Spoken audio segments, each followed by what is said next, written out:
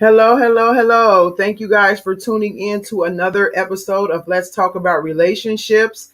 And today I have another special guest with me today. His name is DM Woods. And how would you like for me to address you? Because I know you don't want me to call you DM Woods this whole entire time.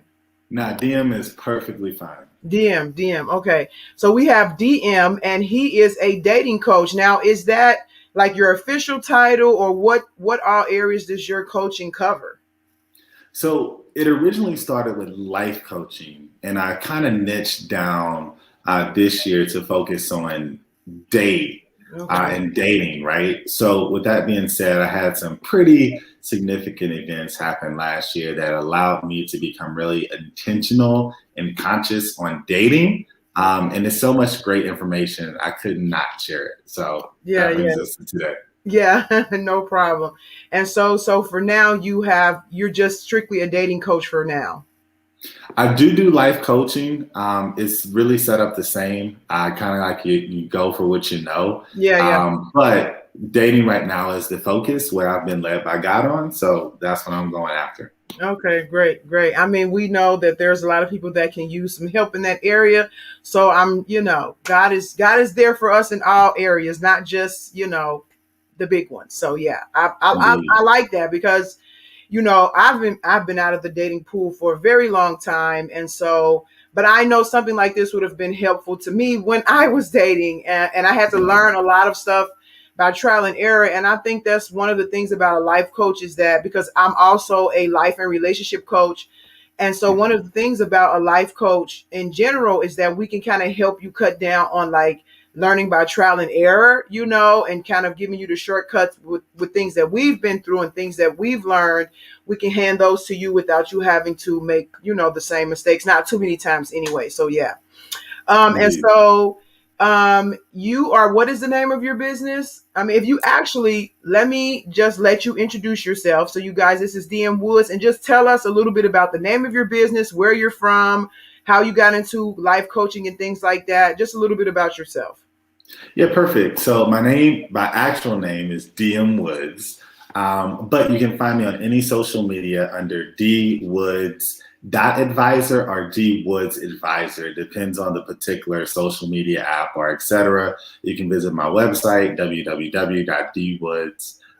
Sorry, yeah, dwoodsadvisor.com. I'm originally from Louisiana. My dad is from the New Orleans area. My mom is from the Baton Rouge area. So I spent time equally between the two. So easily enough, New Orleans is my home, but I love the country aspect of the outskirts of Baton Rouge. How I got into coaching, I've always been advising for even the last 10 years. It started really in business as a business advisor. And I found out that was my niche. In probably about 2008, I realized what my gift was. My gift was inspiring, advising, and motivating. When I found that out, I really started to grow from there.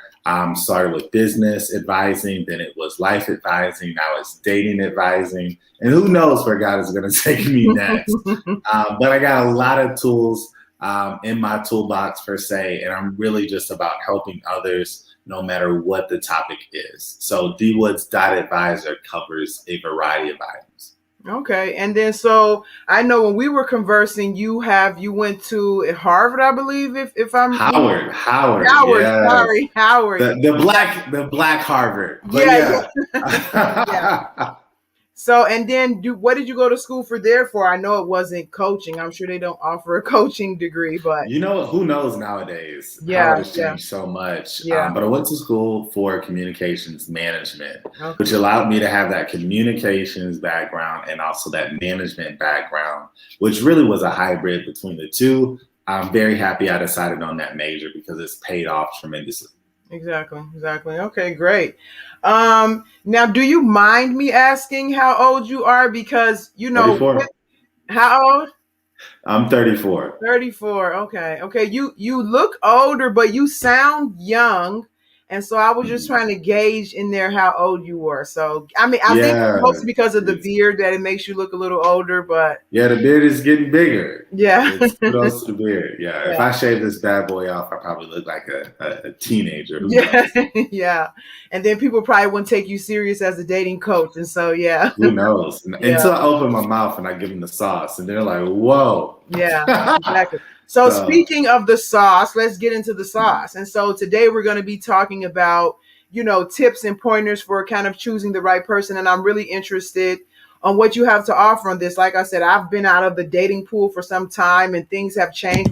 When I was, growing up and before I got married, there was really no social media and all these other things that people kind of use to find somebody. So I'm curious as to like what insights you have into like dating in 2021.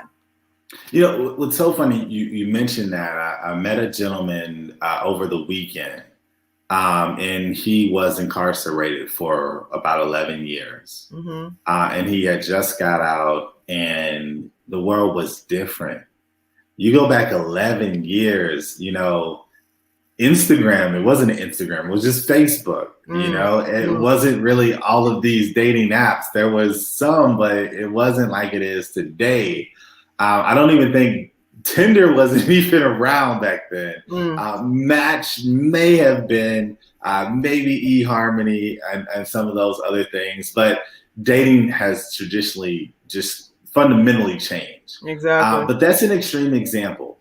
Okay. Literally, you can take 5 years ago, someone getting back into the environment, it looks totally different. 3 years ago, 1 year ago, literally in the last year, dating has traditionally and fundamentally changed. So many new concepts have been introduced into the market. So many different things are competing for the influence of certain people's minds. And on top of that, with drop-in audio now, it's really starting to change even more.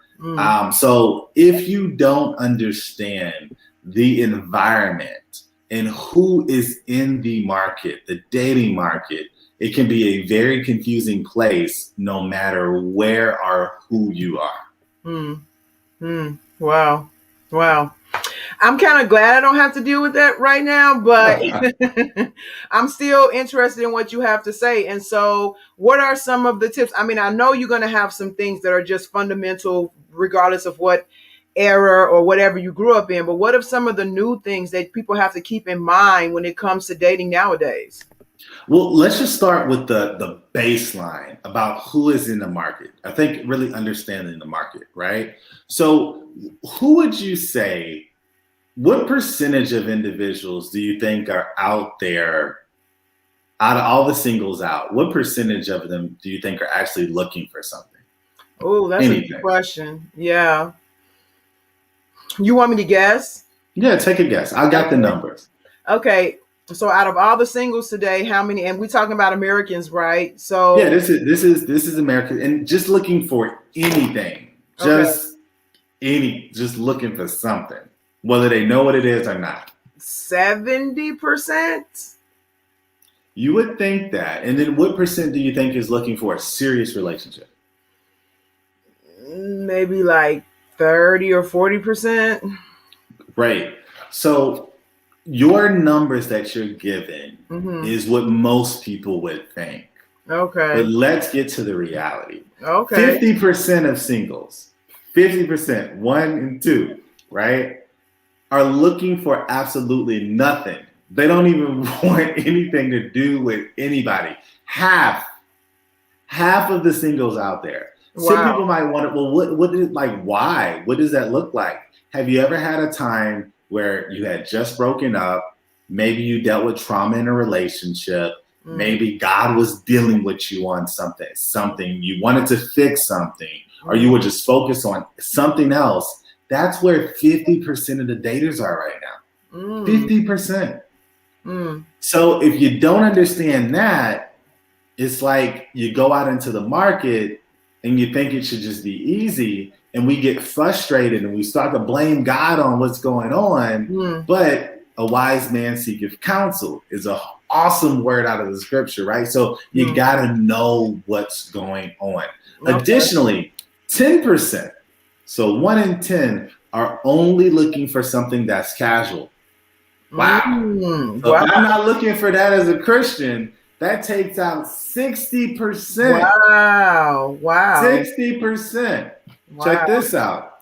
26% of those singles are only looking for something, but they don't know what they want. Yes. Yeah. They don't know if they want something casual. They don't know if they want something serious. This is why you meet a person, they say they want something, and then when y'all go to that certain level, they're like, eh. Yeah. So that's 86% of the people out there that aren't really looking for a serious relationship, which leaves 14%. Wow. 14% of singles out there right now, per the last Pew Research poll study, one of the most comprehensive ones that came out in 2020. Only 14% are looking for something serious. These are the numbers you want to start with when you start looking for the right person. Because when you start to set your expectations and you understand what's out in the market, what you see, you can react different. Oh, okay, this is a 50% person. This is a 10% person. This is a 20% person. And knowing that, you're going to run into the person that's not looking for anything and the person that doesn't know what they want sooner. Just on a number side. And this is the reality. The 10% of the person that's just looking for something casual, those are the people that are sending explicit pictures. They're trying to get right to it. So you're going to probably run into them first too. Exactly. Before you get to somebody in a serious relationship. Not to mention, just because they're looking for a serious relationship doesn't mean that they want you and doesn't mean you want them. So that 14% starts to... Yeah, the numbers are looking pretty bleak there. Like, you know, Yeah. But when you understand that, you set the expectation, and then your behaviors can allow you to reveal, right? Yeah. Where you want to go, where you want to go, what you want to be, who you want to be with. Yeah, and I think that's really, really important, because a lot of the times our expectations are a problem, because when you're kind of expecting, I mean, even once you get in relationships and once you get married, I mean, it's almost everything that when your expectations are set on a certain thing, it kind of narrows your point of view, and then you react to things out of that narrow point of view without realizing that there are other options, and you know, you can do other things. And so I can see that. Like I said, I've been out for a while, but I can definitely see how, you know, keeping your expectations realistic will help you kind of maneuver through what you have to go through a little bit better. Yeah, absolutely. Indeed. Yeah. And if you're not looking for anything serious, you probably would connect with 86% of the singles out there. So that's a whoa. So that's why when I moved from unintentionally dating to intentional dating, it was night and day. It was a completely different experience. But I understood, I learned, I did my research, I asked around, and then I started to find out more and more. So that's where you want to first start. That's the number one step. So basically, from what you're saying, like, you have to know what you want. So if you want something casual, like, you have to figure that out. And so what would you say your specialty is in kind of helping people find serious relationships, or like, what do you kind of, you know, motivate people towards? So it's so funny you asked that question, because they call me the Know What You Want coach. So if you go to my website, www.dwoodsadvisor.com, you're going to see that front and center, the Know What You Want coach. So I help you know what you want, because a lot of people don't really know.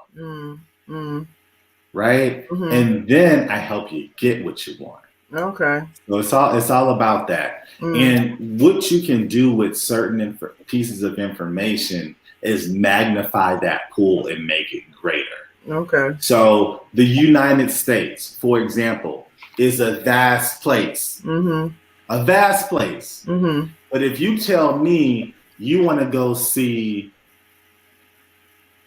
a elk, I'm not going to give you that in Louisiana. So I can take that off. Mm-hmm. It's not going to be in Florida. It's not going to be in Georgia. It's not going to be in Louisiana. It's not going to be in Tennessee. It's not going to be. I can take all. We got to go to the Midwest. When I go to the Midwest, when I go to the West, when I go into the mountains, the Rockies, then we're going to get there. Then it's like, okay, look, if we want to find an elk, let's start in Colorado. Let's start in Rocky Mountain Park. And you will be more prone to see it. So even if the population is small, if you go to where it is, you'll start to get different levels of expectations, and that expectation will pay off if you do it right. So that's my expertise in coaching. Okay. And so basically you help people to figure out what they want first, and then you kind of help them come up with kind of tools and things to, basically what you're saying, like to go where they want. It's in my head, but it's not coming out right. But you show them where to go to get what they want. Indeed. And I show you how to vet too. Because once you narrow down on what you want, if you're able to properly and effectively communicate that and build your own pattern, when you get in contact with other people, it will almost immediately show you if this is a person that I want to continue to get to know, or is this not? A lot of times you go off of chemistry. This is the reality. You can have chemistry with so many people. But when you drill it down to compatibility, this is what stands out. Think about your last relationship that didn't work.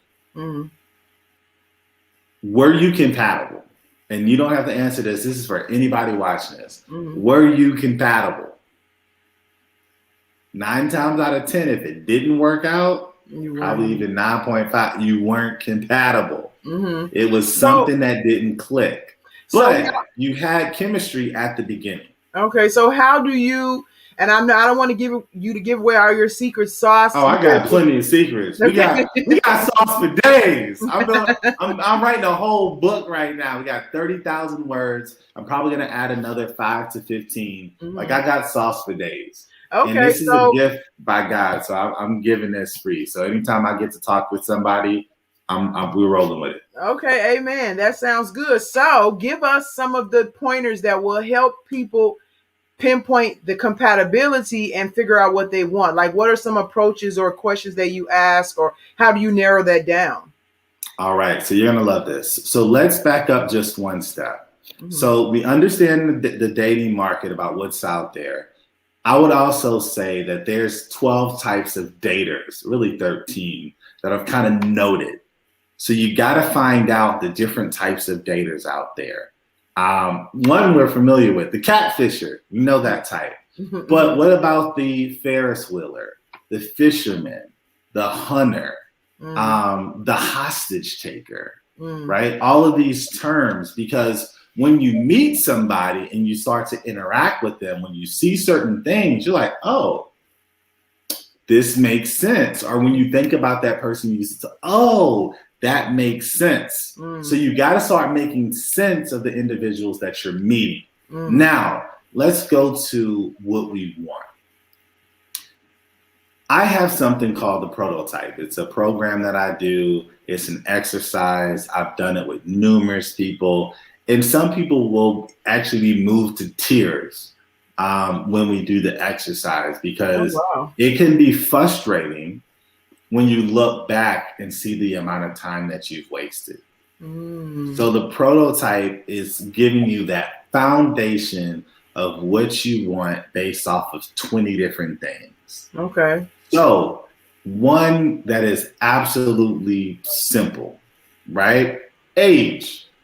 Let's just start at age. Age is the number one thing. So I'll ask a person, what is the age range of the person that you are looking for?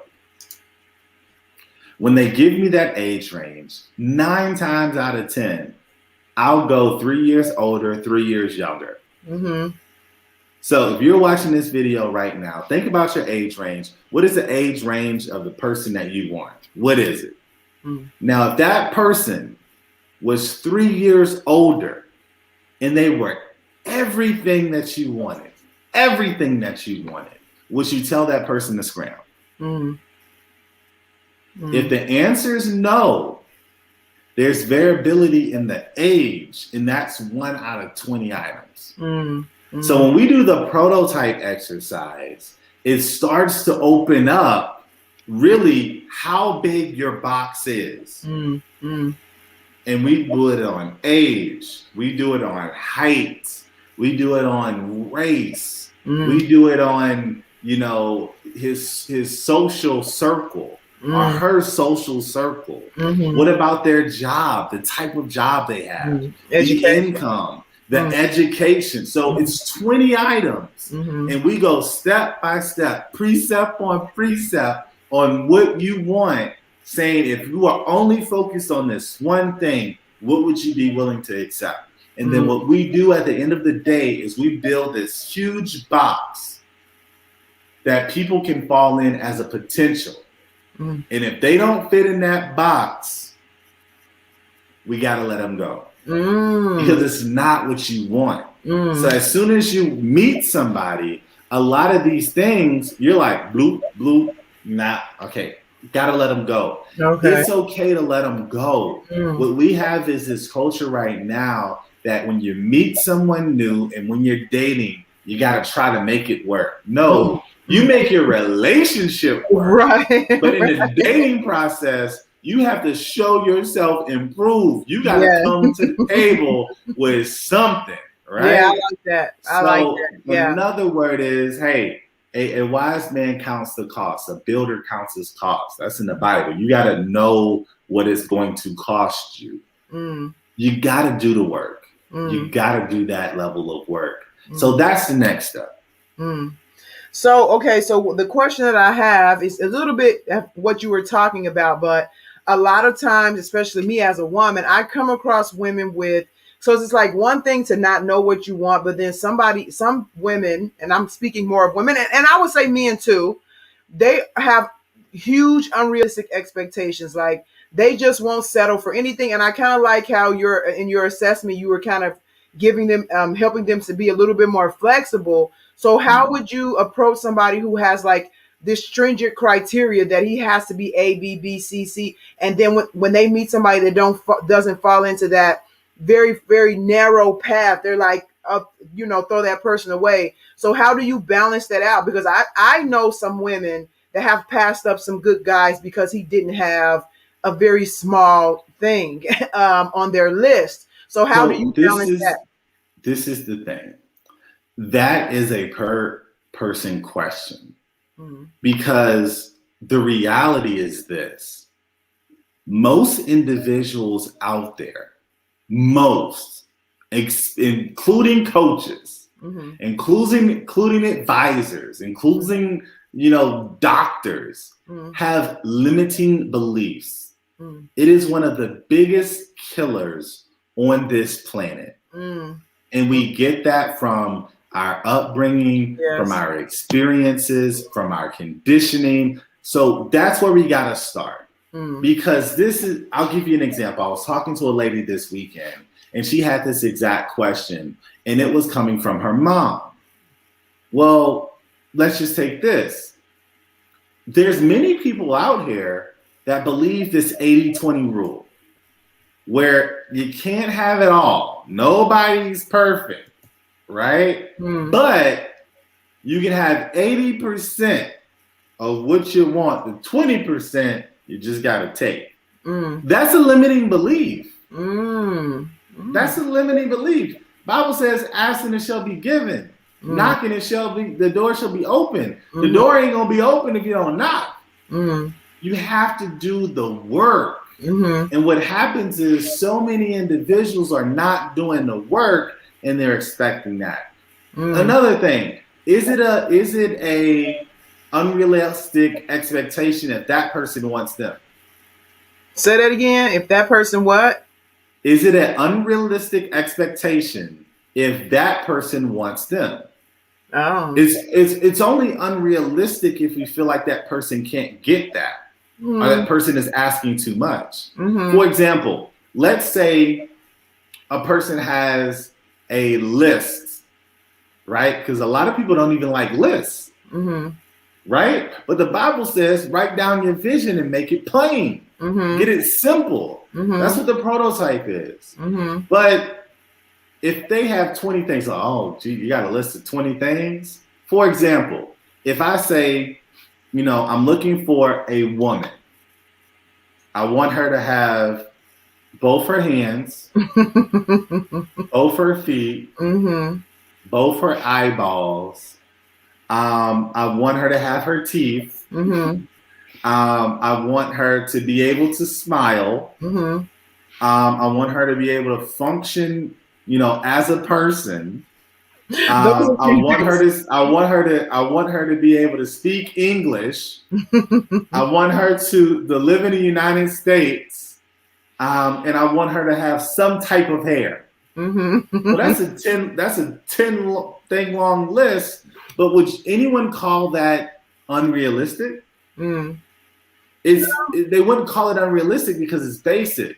But when people start to get into specifics, well, I want a person that knows how to dress. Oh, well, does he really have to know how to dress? Does every guy know how to dress? Every guy doesn't know how to dress. So that might be unrealistic. You're nitpicking.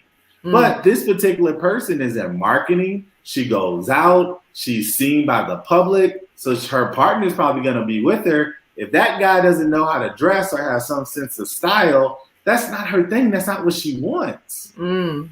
So a lot of times people say, well, hey, they want to push their limitations on you. So first and foremost, if you have unrealistic expectations, I say push back. Keep them. Mine is different. Okay. Now, if you're willing to work for it, and if that person wants you, it's not unrealistic. It's only unrealistic to the person that receives it. Okay. So my coaching is a little different. Okay. Well, and I like that. We're going to get into some good conversation here then, because, first of all, I'm a female, you're a male. So I like to have different perspectives from things, because I think a lot of times guys assume a lot of things about girls and girls assume a lot of things about guys, but we never really get into each other's heads to see how we really think and feel. And so I know a lot of guys that feel like they have gotten looked over by girls because they were women, because they didn't make a certain amount of money, because they weren't a certain height, because they weren't a certain, and they feel like that those things are really superficial when they were really willing to treat the woman with some respect and some love and things like that. But they got overlooked over something that was, surface and menial. So in order, like in line with your coaching, how do you see that? And again, I'm speaking from a woman's point of view, but I can even say I've heard men like they only want a light-skinned girl, and they only want a girl that doesn't have, she has to have a flat stomach. I mean, silly to me. This is kind of silly, superficial stuff, but I'm interested in your point on it, your view on it as a dating coach based on what you just said. So this is the thing. You got to go back. So if we start with a problem, let's go back to the foundation. Mm-hmm. What the foundation is, our society has become a society where everybody gets a trophy. Mm-hmm. Everybody's a winner. Everybody wins. In dating, it's not like that. Mm. So when we boil this down, we have two conflicting ideas. Mm-hmm. One, you shouldn't judge a person. You should accept everybody. You should do et cetera, et cetera, et cetera. Mm-hmm. And another one is, hey, I want to pick who I marry. Mm-hmm. If it doesn't do it for me, it doesn't do it for me. That's not what I want. Mm-hmm. At the same time, does what you want you? Mm. That's that little last part gets people together real quick. Mm-hmm. So you can't say, for the most part, you're unfit, but you want a fit person. Mm. Most fit people want fit people. Mm-hmm. You can't say, oh, I make average income, but I want an above average looking woman. Mm. Most above average looking women are looking for a guy with decent income. Mm-hmm. And what happens is individuals will get frustrated with this dating market that's going on. Mm-hmm. Right? Mm-hmm. When they get frustrated, they verbalize and they say, well, this isn't fair, and she shouldn't be that shallow, and she shouldn't do this. The reality is we all have our age preferences. Mm-hmm. We all have our height preferences. Mm-hmm. There's guys, most guys don't want a woman over a certain height. Mm-hmm. Most women don't want guys under a certain height. Mm-hmm. Exactly. So what you have to do is you have to do an assessment of where you are. I also talk about that in my book, right?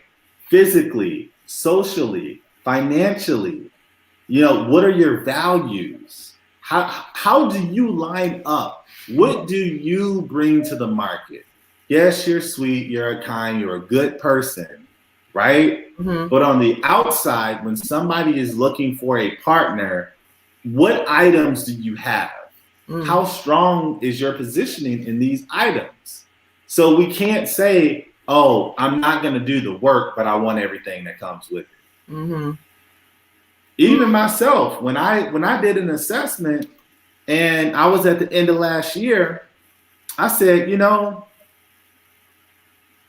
I want to be better. This is what I want, but what areas am I not excelling? What areas can I get better at? Am I my best self? Oh,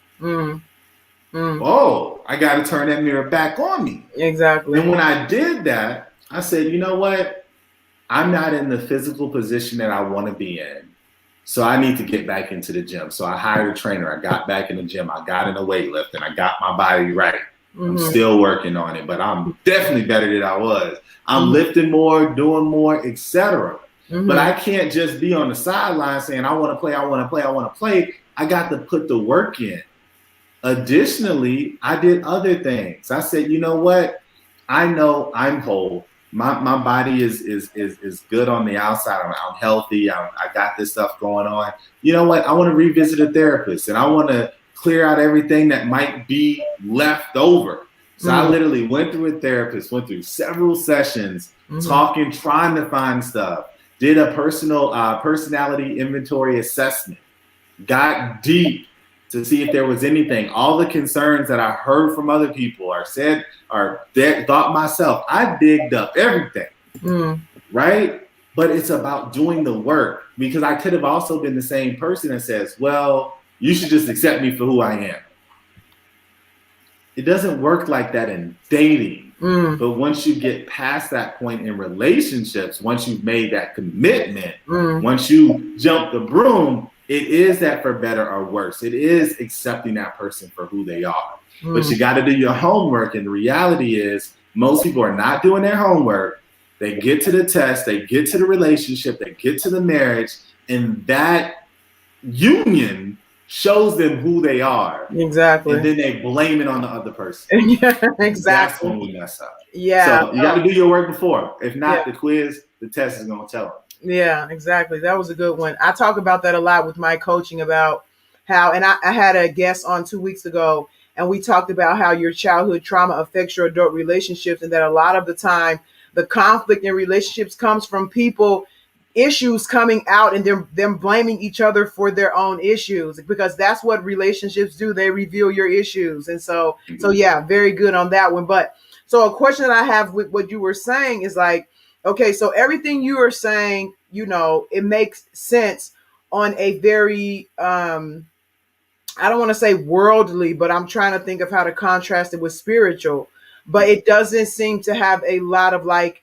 spiritual stuff in it. So how do you say, so what if you meet somebody who, and you kind of touched on it a little bit, so maybe you'll just explain it more. So what if you meet somebody that fits the some criteria but not others, but then God is like, this is the person for you. So like, maybe he's not as tall or whatever, but there's a spiritual pulling towards that person, so to speak. So how do you contrast this list of like height and career and all this stuff, which is, worldly stuff, but it's still important. So I'm not saying it's not important if it's worldly, but how do you contrast that with spiritual stuff? So this is the thing, right? As Christians, we understand that there's so many different interpretations of the Bible. And the Bible even says not to argue over itself, not to have debates over the Bible, right? So you're going to have different interpretations. Exactly. Beauty, strength, bodies are described in the Bible. They were valuable then. Mm-hmm. They're still valuable now about Mm-hmm. how a person looked and etc. Right? Mm-hmm. Especially if you go into the Old Testament, they get really, really colorful, right? They start talking about the body of a woman and this shape and that shape. Like you go to the Old Testament and you start talking about, Proverbs or Songs of Solomon. Oh, It gets very creative. They was getting busy. They were. Those Testaments. So we gotta kind of peel back that. We also talk about in the Bible, people looked at people and they were picked. But let's bring some Bible to it, right? My coaching is this. When it comes to your partner, you have 3 options. All biblical, all in the Bible, right? So the first one, where we all hear, a man that finds a wife finds a good thing, right? So it's this aspect of a man going to find a woman, okay? With that being said, a lot of women will based off that scripture will say, hey, rest in your femininity, a man will come to you. And right now, that is a really, really hot thing now, really? Right? That's a hot thing. So essentially, as a woman, I'm not going to do anything. I'm just going to sit back. I'm going to rest in my femininity, and I'm going to let, my person find me. Okay? The next thing that is in common culture is positioning yourself, right? So when we think about positioning yourself, we think about Boaz, right? We think about how you can position yourself to be in front of someone. But even then, she did the work. She got herself together. She looked good. She presented herself. She got down at his feet. She et cetera, right? So she positioned herself. And that's another way. So that's the second way. The last is to do the work. Faith without works is dead. You got to get out there. You got to do the work. You got to do the research. You got to find out what you want. You got to get out there. You got to meet people. You got to talk to people. Even in the Bible, if Ruth would have just waited and just sat back, you have so many stories where, and it's not all good stories, right? Because we got the story of Samson and Delilah. Delilah went after Samson. Am I wrong? So women can also have different options of things to do. So you can rest in your femininity and let the man find you. You can position yourself, or you can go out and make a difference. With that being said, God gives us freedom of choice. Absolutely. If he gave us freedom to sin, we got freedom to pick the person we with. Yeah, we're so quick to blame God on so many things. But it's like, okay, look, I'm gonna give you the freedom to sin, but you don't have the freedom to pick your person. I'm gonna send them to you. Yeah, I did actually did a blog post probably like a month or so ago where I addressed the issue about praying for a spouse, like if you can pray for a spouse. And I was actually going to ask you that, but you kind of went into it already. And I can kind of, gather what your point of view is on that is our choice, and which is also what I talked about in my blog post. Is like, it is our choice. But I also said that you can pray for a spouse. Like God gives you basically the criteria that the Bible gives you for choosing a spouse is to make sure they're a believe the same thing you believe. They're a believer. Other than that, the rest of the criteria is kind of up to you to kind of judge for yourself if you want this person or not. So what do you think about people praying for a spouse? Like, we know we can choose ourselves, and God only says make sure they're a believer. But what about actually praying to God for a partner? Like, how do you see that? Now, let me just say that really quickly. I don't agree with that. Sit back and don't do anything and let your femininity do all the work. Like, that's kind of, that's my first time hearing that. And it sounds kind of funny, but, so how do you see like, this whole process when it comes to like you praying for God to bring you somebody? So this is the thing, right? So just looking at the Bible, First thing is faith without works is dead. So prayer is just faith. You're not getting up working. You can pray for a lot of things, but just because you pray for it doesn't mean that it's just going to happen, right? Additionally, the Bible also says some things come with prayer and fasting. So have you fasted yet? You know, God will speak to us in revelation, but certain things we have the freedom of choice to do. So what my coaching is based off of, whatever you believe, I will help you get to that point. Okay. So we can, no matter whatever 3 categories you fall into, we can coach to that point. However, if you're 38 years old and you want to have a kid or two and you're resting in your femininity, I might coach you a little bit different. Okay. You might have to position yourself or go and get something. Because, you know, if you're trying to have a baby, you're 38, you know, you don't have that freedom of choice unless you are open to time running out, right? So we have freedom of choice. Now, if you're 23, you're 25, 28, and you want to rest in your femininity, Rest away. You good. Don't rest too long. Don't rest too long. Yeah. I don't want you, in case you're wrong, don't rest too long. Right. Yeah. But it's different strokes for different folks, right? Okay. So when we talk about that, I do believe we're given freedom of choice. The Bible also says that not everybody's going to marry. It also says it's better to marry than to burn. It also says, I believe the end of a roof is better to sit on the end of a roof or live on the end of a roof is better than living in a house with a quarrelsome wife. Right? So our woman, they should have added quarrelsome husband in there too, because sometimes men can be just as bad as they can be. They can be. But what it boils down to is, you know, we really do have freedom of choice. I believe that God can put people in your path. He can give you options. But he's not sending, like, this is just done. The only time is that something is done is there is a punishment where you've done something. But how many people in the Bible were given second chances, third chances, fourth chances? Like, God is a God that he represents his word, right? So even if you say that, oh, well, he's going to send me somebody, yeah. He also said that he'll forgive you 99 plus 99. And at that point, that number didn't even correlate, right? But, or 99 times 99, that number didn't correlate. But how many chances do you think God will give you? If you're in the right position and you're doing the work, these people are going to come around you. They're going to come in front of you.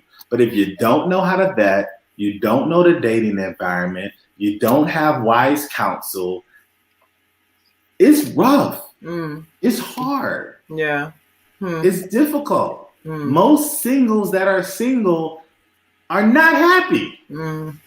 They might say that they're happy, but they're frustrated with the environment. And some are frustrated to the point where they just give up. They throw their hands up and they say, I'd rather be bad all by myself. And how many times do we hear that? Yeah. Wow. So does your so I have 2 things coming to my mind that I want to ask you about, and we're almost out of time here. Is a lot of the times, like especially with my coaching and the books that I've written and things like that, I like to deal with a lot with women because I know women because I'm a woman. I try to get them to separate the idea of their needs versus their wants. So, because a lot of the times you may want something, but that is not necessarily what you need. And so you need to know the difference between those 2 things, because that will even help you pick somebody for you even better than to just purely going after what you want. Like, I want a lot of oatmeal raisin cookies, but that's not what I need, you know? And so, yeah, I might want that, but what I need is, for example, somebody who can, you know, encourage me to stay in shape and, you know, things like that. That's just a comparison. So do you do anything like that? And especially with men to kind of help them? It seems like your assessment that you said might go into that a little bit, But do you do anything like that with your coaching? So this is a really good question. And I'm gonna write this one down because this is something that comes up a lot, especially going back to the beginning of this conversation, talking about with unrealistic expectations, because then now, well, that's just a want, and you really don't need that. You know, for someone to tell you what you need, I don't really like that, right?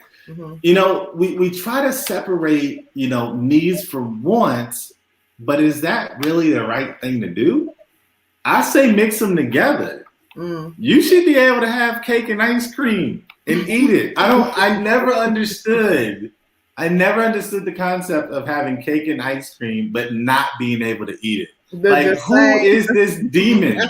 Who is this demon walking around? I'm gonna give you cake and ice. Oh, you can't eat it though. You can't eat it.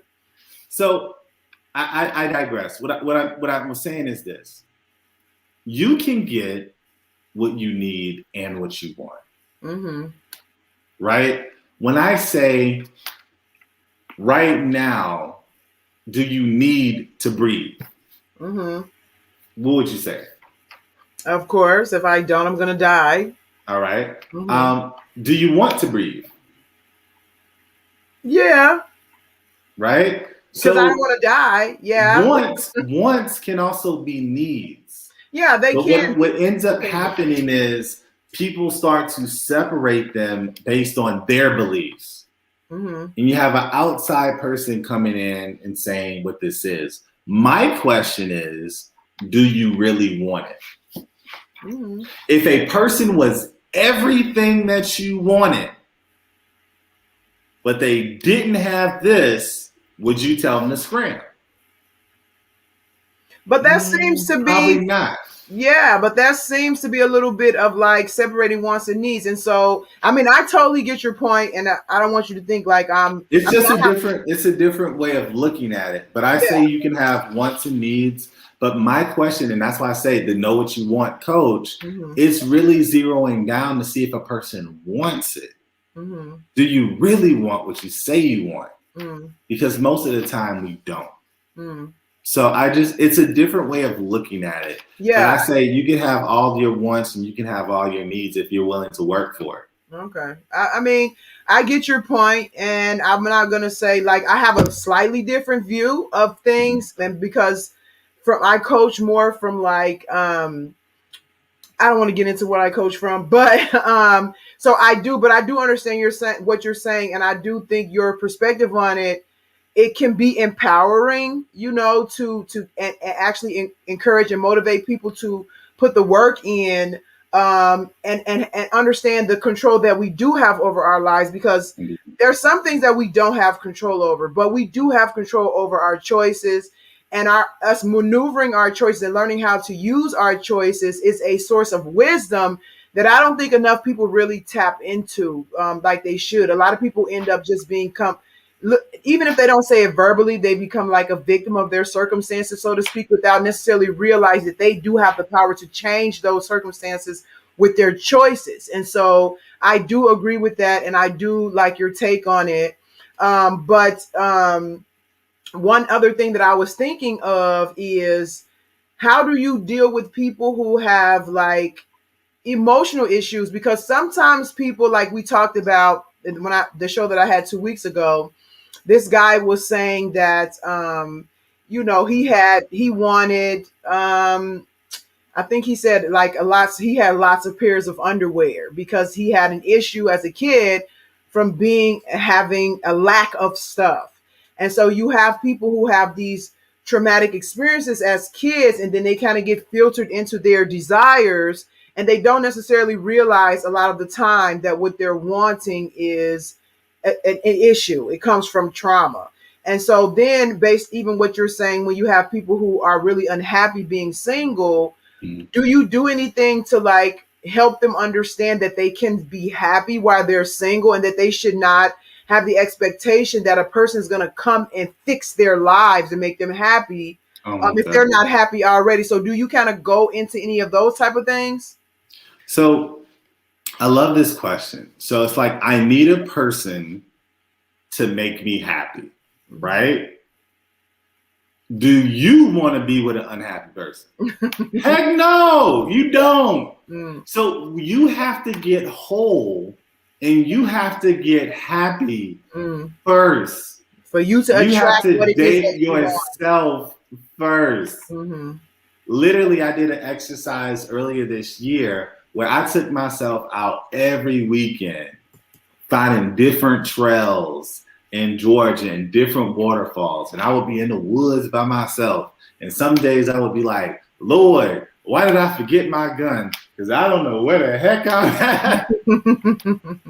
So with that being said, you got to be happy yourself. You have to be whole yourself. You have to be able to date yourself. I think every single out there should take themselves on a date at least once a week.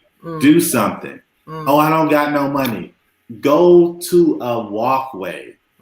Go, if you were broke and the finest man or finest woman said, hey, Stephanie, would you take me on a date? And you didn't have any money, what would you do? What would you make happen? You know what I'm saying?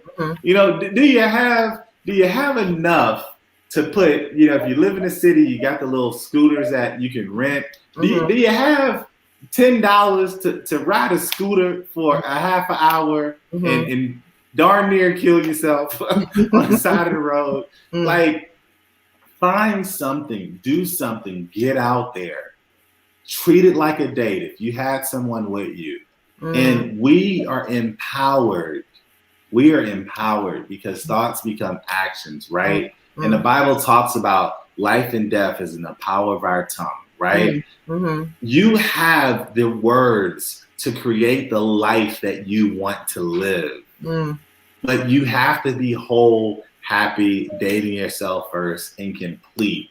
No one wants a broken person. No one wants an unhappy. Well, I'm going to be happy when I meet. No, I don't want that. No one does. Unless they have a Messiah complex, and that's a whole different podcast show, right? Yeah. So that's my 2 cents on that. Okay. And so something I thought was very unique about what you do is that you have like this text option where people can text you, I guess, questions and things like that. Can you talk a little bit about how that works? Yes. So my text number is 404-737-1301. You can visit any social media place on IG. You'll see my picture. It normally has my number on it, right? So the reason why I did that is because I understand sometimes you may just have a quick question. Now, with the texting option, it's not a text me and I text right back. Sometimes, depending on where I'm at, what I'm doing, you may catch me at the right time. But what I do is every day or every other day, I'll look at those texts, I'll respond, etc. If you want to be able to talk to me directly, you can always book a session. You can go to my website.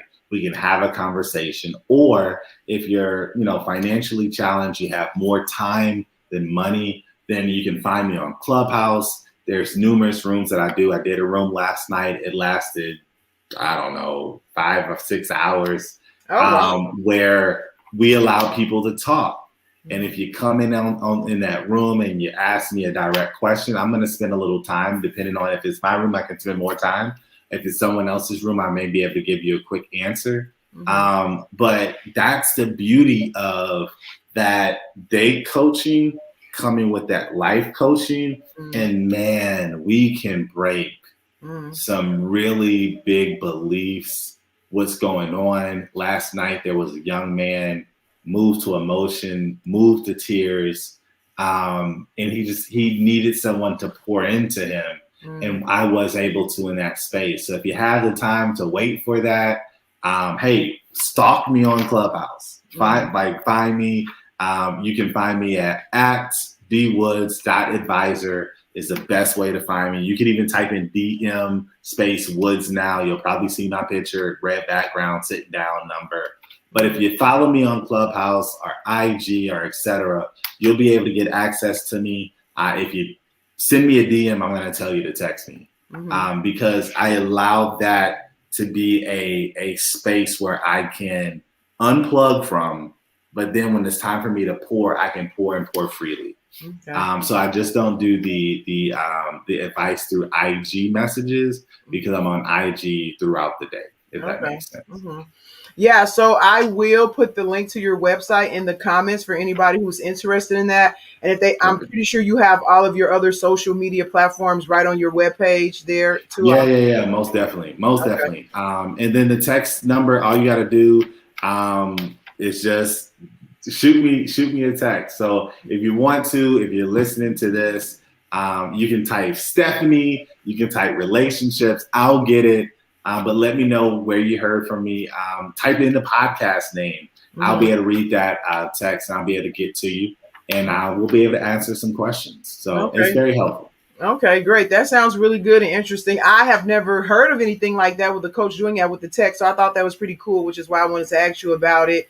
And so the last question I want to ask you before we wrap up is, I'm sure people watching are wondering what kind of results can they expect from taking your coaching? Because that's what people want when they come to us, coaches. They want results. So you've laid out a lot of steps and things to think about, and I'm sure your programming is much more in depth. But what kind of results do your clients typically have? So let's talk about that, and that's a great question. I am not a matchmaker yet. I'll probably be a matchmaker towards the end of the year. I'll probably get into that in the fall or December. So if you really want me to do the work for you, you gotta wait. Now, previous to that, my coaching is based off of this. Your mindset and your attitude sincerely determine your altitude. And based on your level of altitude, your vision of the earth changes. If I can get you in a position to see more, you can do more and be more successful. That is what my coaching is based on. It doesn't take me long to work with a person to break down an item or a particular item. You just got to be open with yourself. If I feel like you're not, I'm going to give you some hard coaching. So I even have a 15-minute option available on my website. If you're like, hey, I want to try it, not really sure, you have that option. I have an hour option where we can talk about a couple of things. Really, within that hour, any issue that you're having in the dating area, I can give you actionable steps to correct it. And if you're dealing with something, we can normally get over most of those items. It literally only takes a second to make a change, but it's the decision to make that action that comes before it, right? If you're ripping off a Band-Aid, it only takes a second to rip it off, but the commitment to think about it, to put your hand down, to start that process, that's what I help speed up in your life. So if you're ready to take off that Band-Aid and really it be about some action, I have that. And then I also have a 2-hour right now session, which allows me to dig in deep. I added a prototype exercise. I literally get you right from the rooted to the two to give you actionable steps, what you should say, how you should use your dating apps. It doesn't take much. So as long as you have a paper and a pencil and you can write stuff down, you're going to be set. Because what I do within that 2 hours is I take my book, I give you VIP treatment, I boil it down and make it specific to you to change your situation. Okay, sounds good. And your book is coming out. It's out already, or is it? My AirPod might be freaking out a little bit, so let me switch. Did you hear me? Can you hear me now? Can you hear me? No, you're muted. Can you hear me? Now I can't hear you. No, you're muted. Yeah. Oh, there you go.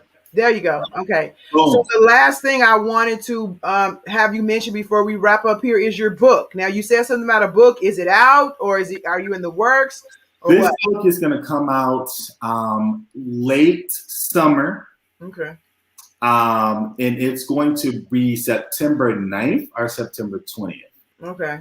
I'm going to release it on my mother's birthday, Mm-hmm. on my sister's birthday.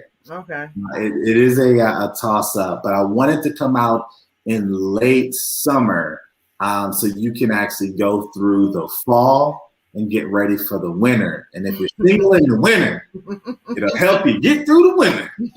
Right. So I want you to be a winner. Yeah. And that book is going to be absolutely awesome. It is a holistic view to getting what you want. It's called Advice 360. Really, really excited about it. I have my idealistic rendering of that book, which I think is going to be phenomenal. It's going to change a lot of lives. Mm. I can't wait. I haven't really released it yet, so I'll give you that little preview there. Oh, okay. Book looks like. Mm-hmm. Looks good. And I can't wait. I cannot wait. Mm. Be on the lookout. September 9th, September 20th. And so, down. And it's going down in the book. Okay, and so if anybody wants to know any more information about your texting, your what you offer, your social media, your book, everything, you can get all of that off of your website, correct? You can get it all on the website, or if you want VIP treatment, shoot me a text 404-737-1301. Okay, well, thank you so much. I feel like that is an excellent place to stop. I thank you again for coming on and giving everybody some dating tips. Like I said, I'm totally out of that market. I haven't been in for a long time. And so I want to kind of appeal to all my viewers, not just the ones that are married and or in relationships and things like that, but also the single people who are looking for somebody too. So thanks again for coming on, and you guys tune in 2 more weeks. Well, we'll be discussing how to prepare for marriage once you find the person that you want to match up with, how to prepare to be married to that person. So thank you again, DM, and you guys have a good night. Tell your friends to text me. Bye. Yeah, bye.